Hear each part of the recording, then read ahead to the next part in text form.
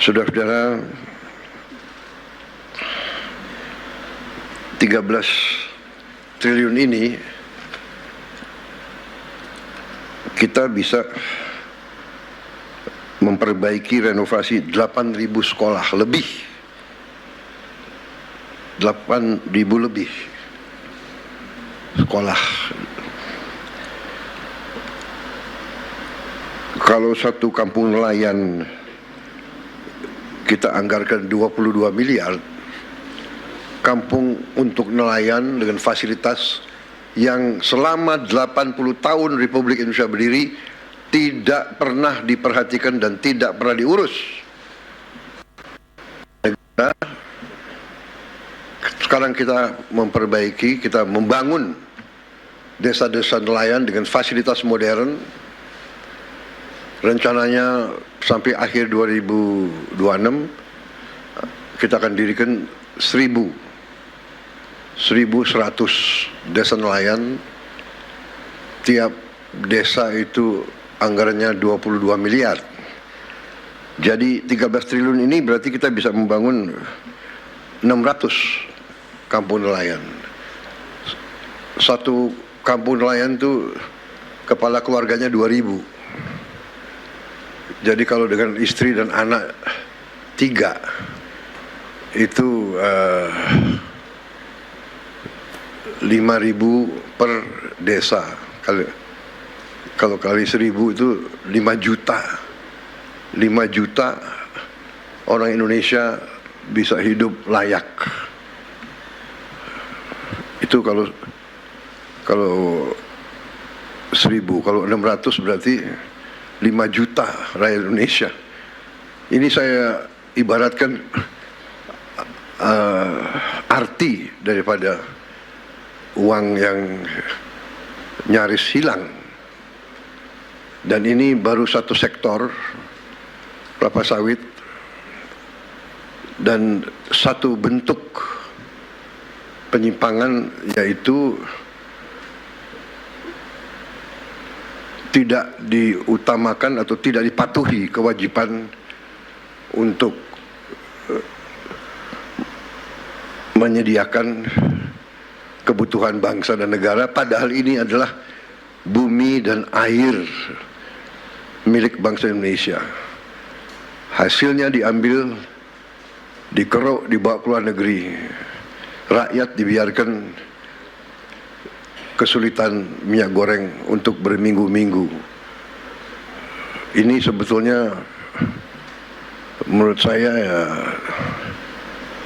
sangat kejam, sangat tidak manusiawi.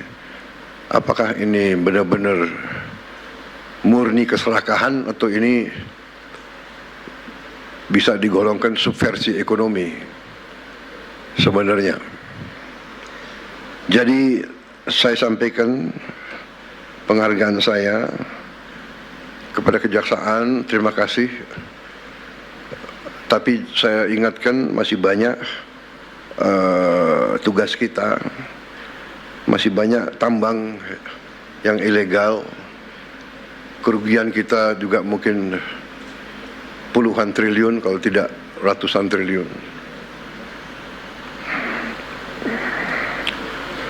Kegiatan-kegiatan ilegal sebagaimana dibuktikan oleh kita beberapa saat yang lalu dengan kita hentikan penyelundupan timah dan turunan-turunannya dari Bangka Belitung oleh Satgas Penertiban Kawasan Hutan dibantu oleh TNI secara masif dan lembaga-lembaga lain, kejaksaan, polisi juga membantu, bea cukai, semuanya. Itu kerugiannya juga cukup besar. Diperkirakan kerugian itu 40 triliun setahun, dan ini sudah berjalan kurang lebih hampir 20 tahun. Jadi kita bisa bayangkan 30 triliun atau 40 triliun, katakanlah kita ambil angka rendahnya, katakanlah 20 triliun tiap tahun, yang sebenarnya lebih, kurang lebih ya, lembaga-lembaga internasional pun sudah mengkaji sekitar 3 miliar dolar setahun kerugiannya. Kalau dikali 20 tahun itu adalah ya 800 triliun. Apa yang bisa kita bangun? Negara apa yang bisa kita bangun dengan hal-hal seperti itu? Ilegal tambang, ilegal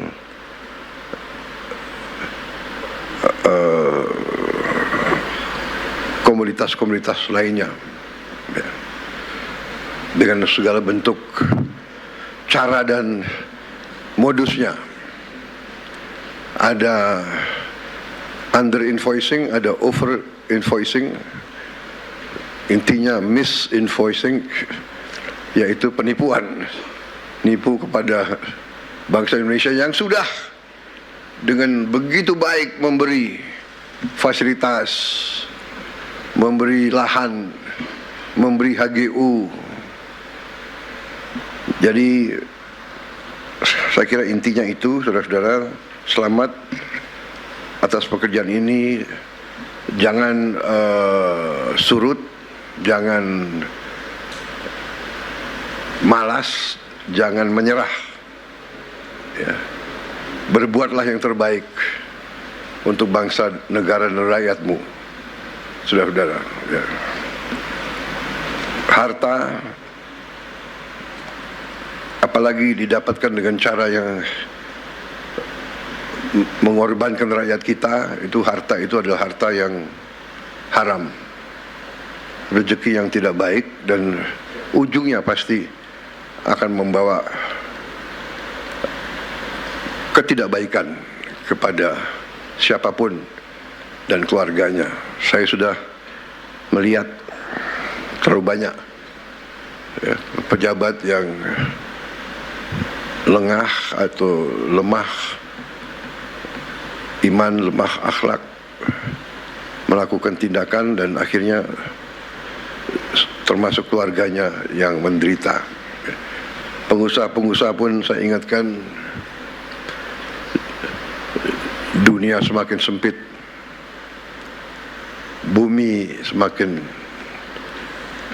kecil oleh teknologi dan peradaban, sehingga kalau saudara menganggap, ya,